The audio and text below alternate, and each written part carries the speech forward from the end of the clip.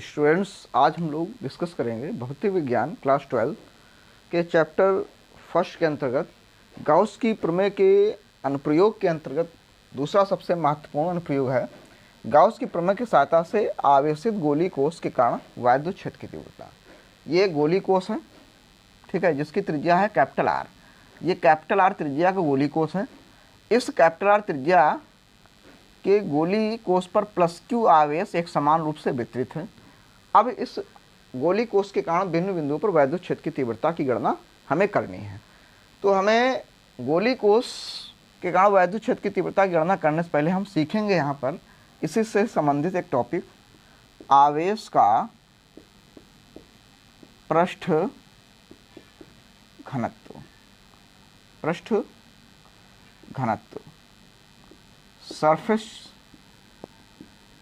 Charge density के बारे में, जिसे हम सिग्मा से लिखते हैं। तो देखिए, आवेश का पृष्ठ घनत्व क्या होता है, इसको समझने के लिए एक उदाहरण लेते हैं। मान लिया एक पृष्ठ है जिसका क्षेत्रफल है 10 मीटर स्क्वायर। 10 मीटर स्क्वायर क्षेत्रफल के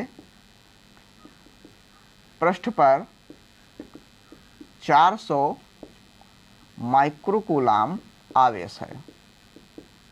एक ऐसा पृष्ठ है जिसका क्षेत्रफल है 10 मीटर स्क्वायर, 10 वर्ग मीटर 10 मीटर स्क्वायर, ठीक है। उस पर आवेश कितना है 400 माइक्रोकूलाम। तो हमें निकालना है कि प्रति वर्ग मीटर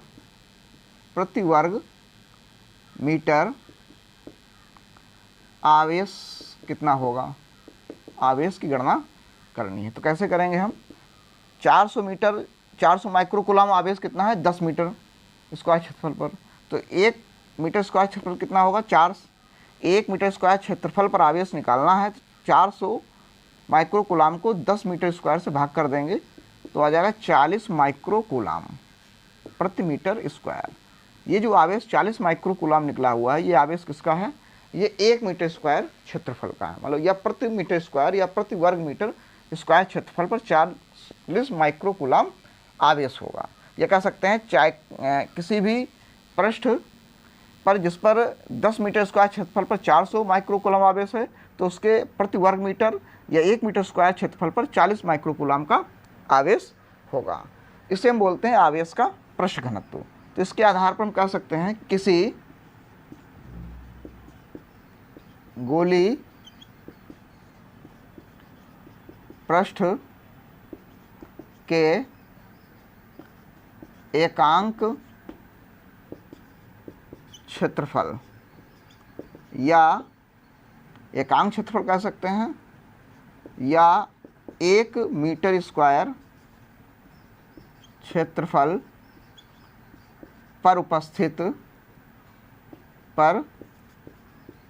उपस्थित आवेश की मात्रा, आवेश की मात्रा 1 मीटर स्क्वायर क्षेत्रफल पर उपस्थित आवेश की मात्रा को आवेश का पृष्ठ घनत्व सिग्मा कहते हैं।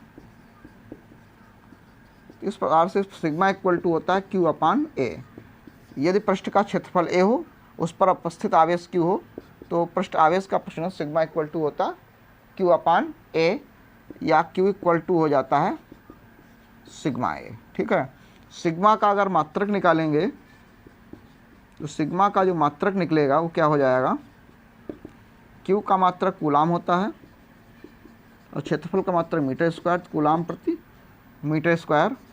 और सिग्मा का विमीय सूत्र अगर निकालेंगे तो हो जाएगा कूलाम, Q का विमीय सूत्र होता है AT और क्षेत्रफल का होता है L स्क्वायर, तो हो जाएगा L-2 AT, ठीक है। ये इसका हो जाएगा विमीय सूत्र। तो अभी हमने सीखा कि आवेश का पृष्ठ घनत्व क्या होता है, इसका हम लोग इस डेरिवेशन में यूज करेंगे। इसको नोट कर सकते हैं, फिर हम लोग डिस्कस करते हैं जो है गोली कोश के कारण विद्युत क्षेत्र की तीव्रता। तो स्टूडेंट्स, अब हम लोग डिस्कस करेंगे गाउस की प्रमेय की सहायता से गोली कोश के कारण विद्युत क्षेत्र की तीव्रता। तो ये गोली कोश है कैपिटल आर त्रिज्या का, माना कैपिटल आर त्रिज्या का गोली कोश है जिस पर प्लस क्यू आवेश एक समान रूप से वितरित है। गोली कोष के बिंदु O से स्मॉल r दूरी पर स्थित बिंदु P पर हमें, बिंदु P है, बाहर बिंदु P है, पृष्ठ पर कोई बिंदु होगा और एक गोली कोष के भीतर बिंदु है, तो हमें अलग अलग बिंदुओं पर वैद्युत क्षेत्र की तीव्रता ज्ञात करनी है। आवेश लेकिन कहाँ पर है, गोली कोष पर उपस्थित है।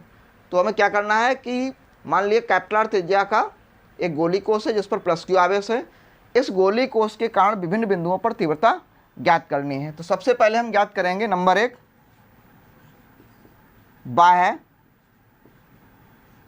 बाह्य बिंदु P पर।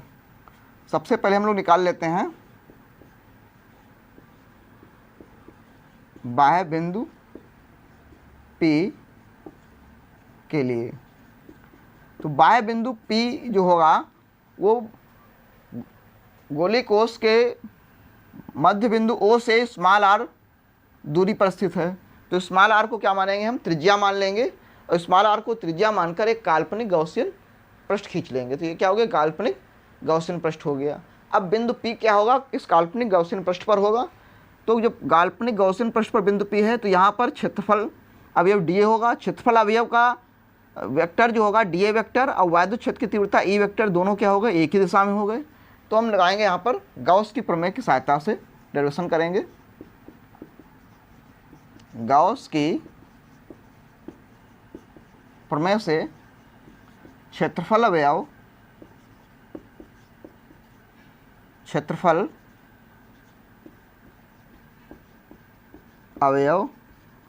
dA के लिए डी फाई हो जाएगा, क्या होगा, d phi E vector dot dA vector. लेकिन चूंकि हम चित्र में देख रहे हैं कि E वेक्टर और dA वेक्टर एक ही दिशा में है, इसलिए यहाँ फॉर्मूला बन जाएगा EDA cos 0, और EDA cos 0 होता है 1, तो ये हो जाएगा EDA। तो ये हो गया तुम्हारे इस छोटे से अवयव dA के लिए। अब संपूर्ण गॉसियन पृष्ठ A के लिए, ठीक है। इसी प्रकार संपूर्ण गॉसियन पृष्ठ A के लिए फाई E की वैल्यू क्या होगी, whole integration E vector dot dA vector. अब इसकी वैल्यू हम निकाल चुके हैं E vector dot dA vector की EDA, तो हो जाएगी होल इंटीग्रेशन EDA, E को बाहर निकाल लेंगे तो होल इंटीग्रेशन dA। चूँकि होल इंटीग्रेशन dA चूँकि गोली पृष्ठ है तो इसके लिए फार्मूला त्रिज्या होगी 4 पाई r स्क्वायर। क्या हो जाएगी, 4 पाई r स्क्वायर। तो फार्मूला बन जाएगा phi E equal to A into 4 pi r square.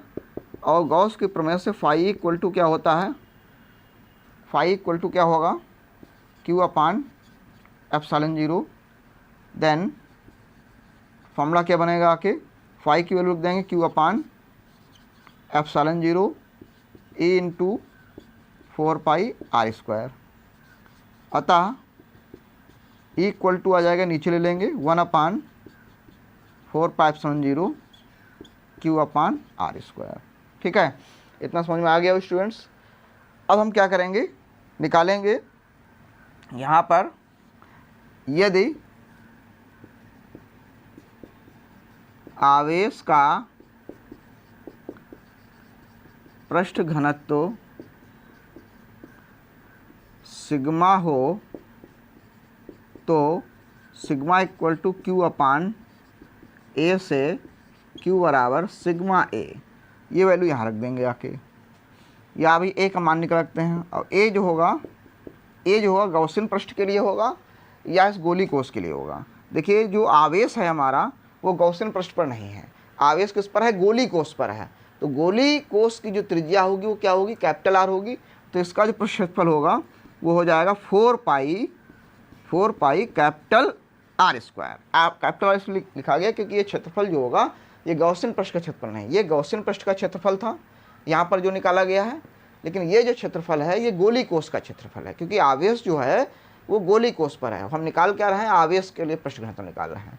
तो यहाँ पर सिग्मा इक्वल टू जो फॉर्मूला बनेगा वो Q into 4 pi capital R square, इसको इक्वेशन फर्स्ट मान लें फ्रॉम इक्वेशन फर्स्ट। तो E की वैल्यू जो पुट करेंगे तो फॉर्मूला बन जाएगा 1/4 पाई एप्सिलॉन 0। Q की वैल्यू हो गई, Q की वैल्यू हो जाएगी ये Q की वैल्यू होगी sigma into 4 pi R square. तो sigma into 4 pi capital R square अपान R स्क्वायर। तो देखिए 4 पाई कैंसिल हो जाएगा और जो फॉर्मूला बनेगा वो सिग्मा अपान एप्सिलॉन 0, ये दोनों नितांक के एक साथ लिख लेंगे, और into capital R square upon small r square. तो ये जो फार्मूला हमारे लिए प्राप्त हुआ है, ये निकाला गया है कि कोई भी गोली कोष है तो गोली कोष से मध्य बिंदु O से स्मॉल r दूरी पर कोई बिंदु P है तो वहाँ पर वैद्युत क्षेत्र की तीव्रता कितनी होगी। मुख्य फार्मूला ये रहेगा, लेकिन यदि हमें आवेश नहीं दिया गया है, पृष्ठ घनत्व दिया गया है, तो पृष्ठ घनत्व के रूप में ये फार्मूला हम लिख सकते हैं। ठीक है, तो स्टूडेंट समझ में आया होगा। अब हम लोग निकालेंगे गोली कोष पर कितनी तीव्रता होगी, फिर गोली कोष के भीतर बिंदु P' है वहाँ पर तीव्रता कितनी होगी, इसका स्क्रीनशॉट ले सकते हैं स्टूडेंट्स।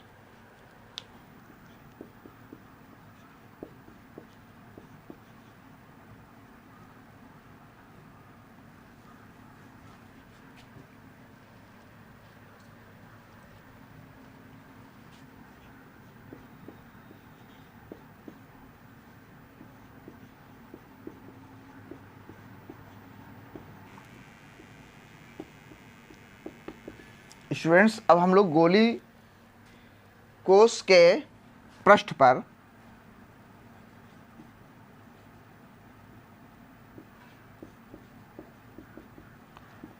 अब निकालेंगे गोली कोष के पृष्ठ पर कितना वैद्युत क्षेत्र की तीव्रता होगी।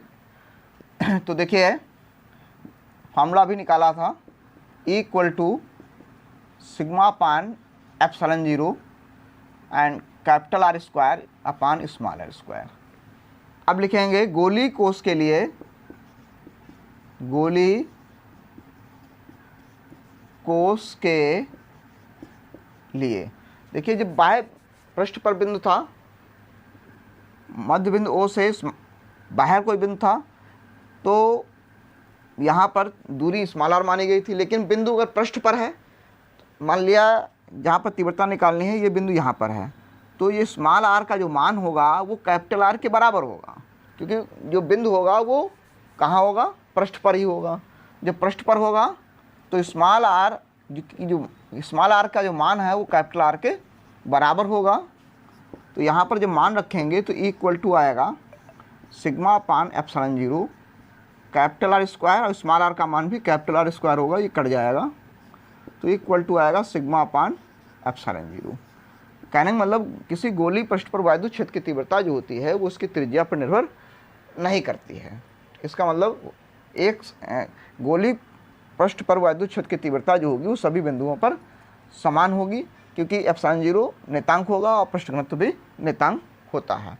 अब निकालेंगे, ये दूसरा पॉइंट था, अब तीसरा निकालेंगे गोली कोष के भीतर, गोली कोष के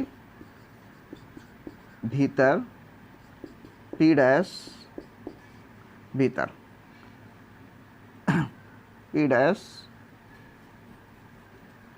P'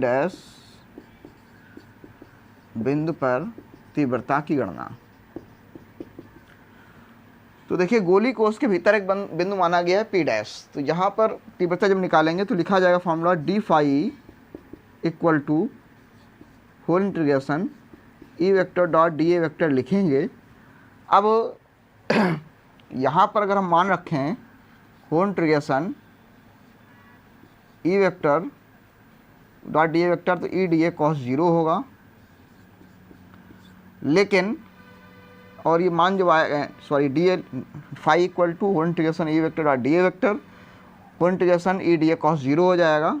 तो जो फाई की जो वैल्यू आएगी वो whole integration E dA equal to 0 आएगा, चूँकि गोली कोष के भीतर पीछे हम लोगों ने पढ़ा हुआ है इसी लेसन में गोली कोश के भीतर क्या होता है, वैद्युत बल रेखाएं क्रॉस नहीं करती हैं। कोई भी पृष्ठ के लिए जो अगर खोखला पृष्ठ है तो वैद्युत बल रेखाएं उस गोली कोश के बाहर रहेंगी, उसके भीतर प्रवेश नहीं करती। हमने बताया था यदि कोई कमरा है और उस कमरे को आवेशित किया जाए तो वैद्युत बल रेखाएं उस कमरे के बाहर होंगी और उसके अंदर कोई व्यक्ति खड़ा है तो उस पर वैद्युत क्षेत्र का कोई प्रभाव नहीं होगा, क्योंकि वैद्युत बल रेखाएं उस कोश के भीतर प्रवेश नहीं करेंगी। तो गोली कोश के भीतर ई का मान 0 होगा, और जब ई का मान 0 होगा तो गोली कोश के भीतर फाई का मान भी 0 आएगा। ठीक है, तो ये समझ में आया होगा कि गोली कोश के भीतर अगर पूछा जाए वैद्युत क्षेत्र की तीव्रता कितनी होगी और आवेश गोली पृष्ठ पर है तो भीतर किसी भी बिंदु पर वैद्युत क्षेत्र की तीव्रता 0 आएगी।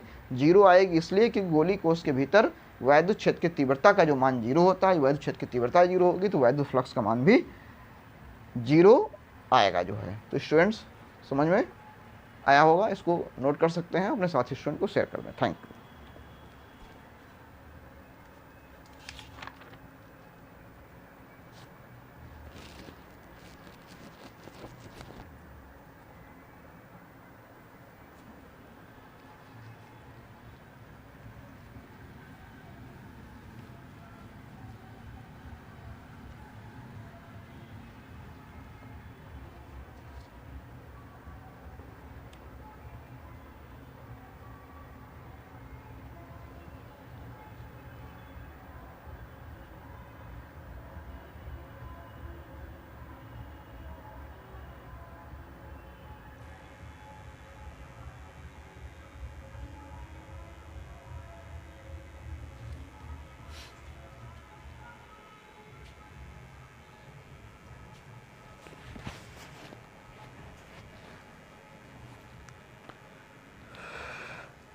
गोली कोश के भीतर पी डैश बिंदु पर वैद्युत क्षेत्र की तीव्रता देखिए क्या होगी, phi equal to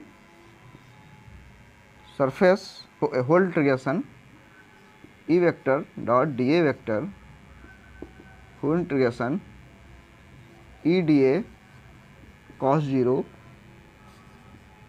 phi equal to आ जाएगा whole integration E D A equal to 0, अतः ई इक्वल टू 0। ऐसा इसलिए है क्योंकि जो गोली कोश का जो भीतरी बिंदु होता है, इस भीतरी बिंदु पर वैद्युत बल रेखाएं नहीं गुजरती हैं। जब गोली कोश के भीतर वैद्युत बल रेखाएं ही नहीं होंगी तो वैद्युत फ्लक्स का मान 0 होगा।